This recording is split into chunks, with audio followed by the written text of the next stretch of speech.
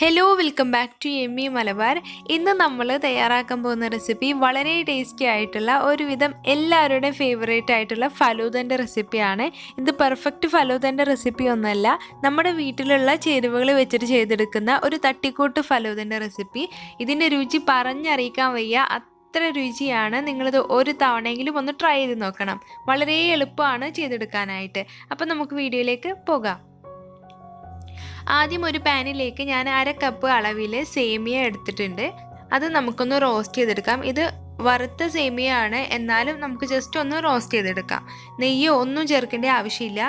വെറുതെ പാനിലിട്ടിട്ട് ഒരു കുറഞ്ഞ തീയിലോ അല്ലെങ്കിൽ മീഡിയം ഫ്ലെയിമിലോ വെച്ചിട്ട് നമുക്ക് ഒരു 2 മിനിറ്റ് മതി.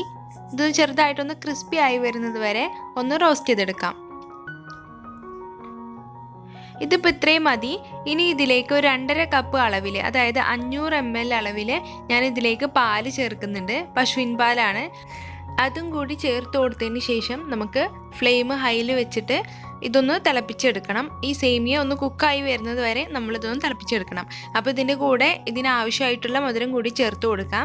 ഞാനിവിടെ 4 ടേബിൾ സ്പൂൺ അളവിൽ പഞ്ചസാര ചേർക്കുന്നുണ്ട്. ഇതൊരു മീഡിയം മധുരമാണ്. നിങ്ങൾക്ക് ഇതിനേക്കാളും വേണമെങ്കിൽ ഒരു 2 ടേബിൾ സ്പൂൺ കൂടി ചേർത്ത് കൊടുക്കാം. അപ്പോൾ പഞ്ചസാര ചേർത്ത് കൊടുത്തതിന് ശേഷം നമുക്ക് നന്നായിട്ടൊന്ന് മിക്സ് ചെയ്ത് കൊടുക്കുക. ഇനി ഈ സേമിയൊക്കെ ഒന്ന് കുക്കായി വരുന്നത് വരെ നമുക്കൊന്ന് വെയിറ്റ് ചെയ്യണം.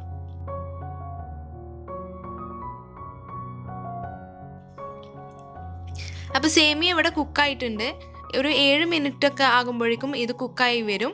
ഇത് കുക്കായി കഴിഞ്ഞാൽ നമുക്ക് ഇതിലേക്ക് ചേർക്കേണ്ടത് ഒരു 1.5 ടേബിൾ സ്പൂൺ അളവിൽ കസ്റ്റാർഡ് പൗഡറാണ്. കസ്റ്റാർഡ് പൗഡർ ഇല്ലാത്തവരാണെങ്കിൽ കോൺഫ്ലോർ എടുക്കുക. 1.5 ടേബിൾ സ്പൂൺ അളവിൽ കോൺഫ്ലോർ എടുത്തിട്ട് എക്സ്ട്രാ നമ്മൾ ഇതിലേക്ക് വാനില എസൻസ് ചേർത്ത് കൊടുത്താൽ ആ കസ്റ്റാർഡ് പൗഡറിനെ ഒന്ന് ബാലൻസ് ചെയ്യുന്ന രീതിയിലുള്ളൊരു ഫ്ലേവർ നമുക്ക് കിട്ടും. അപ്പോൾ ഇത് ഞാൻ 1.5 ടേബിൾ സ്പൂൺ അളവിൽ കസ്റ്റാർഡ് പൗഡർ എടുത്തിട്ടുണ്ട്. അതിലേക്ക് ഞാൻ ഒരല്പം പാലോ വെള്ളമോ എന്താണോ നിങ്ങളുടെ കയ്യിലുള്ളത് അതൊന്ന് ജസ്റ്റ് മിക്സ് ചെയ്തതിന് ശേഷം, കട്ടകളില്ലാത്ത രീതിയിൽ മിക്സ് ചെയ്തതിന് ശേഷമാണ് ഇതിലേക്ക് ചേർത്ത് കൊടുക്കേണ്ടത്. ഡയറക്റ്റ് ഇട്ട് കഴിഞ്ഞാൽ ഇതാകെ കട്ട പിടിച്ചു പോകും. അപ്പോൾ അതിൻ്റെ പേരിലാണ് നമ്മളിങ്ങനെ മിക്സ് ചെയ്തിട്ട് ചേർത്ത് കൊടുക്കുന്നത്. അപ്പോൾ ഞാൻ കോൺഫ്ലോറിൻ്റെ അങ്ങനെ പറയാനുള്ള കാരണം എന്താണെന്ന് വെച്ചാൽ, കസ്റ്റാർഡ് പൗഡറിൻ്റെ ഇൻഗ്രീഡിയൻസ് നോക്കിയാൽ മെയിനായിട്ട് കോൺഫ്ലോർ, വാനില എസൻസ്, ഷുഗർ, പിന്നെ പാൽപ്പൊടി, അങ്ങനെയൊക്കെയാണ് അതിൻ്റെ ഇൻഗ്രീഡിയൻസ് കാണുന്നത്. അപ്പോൾ നമ്മൾ എന്തായാലും പാലിലിട്ടിട്ടാണ് ഇത് മിക്സ് ചെയ്യുന്നത്. അപ്പം നമ്മൾ കോൺഫ്ലോറിൻ്റെ കൂടെ വാനില എസൻസ് ചേർത്ത് കഴിഞ്ഞാൽ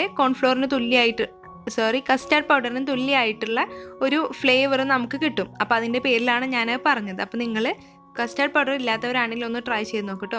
അപ്പോൾ ഇത് കുറുകി വന്നിട്ടുണ്ട്. ഇതിപ്പോൾ ഇത്രയും മതി. ഒരു 2 മിനിറ്റ് ആകുമ്പോഴേക്കും ഈ ഒരു പരിവായാൽ നമുക്ക് ഫ്ലെയിം ഓഫ് ചെയ്യണം. കൂടുതലായിട്ട് നമുക്ക് തിക്കായി വരേണ്ട ആവശ്യമില്ല. ഈ ഒരു പരിവായാൽ മതി.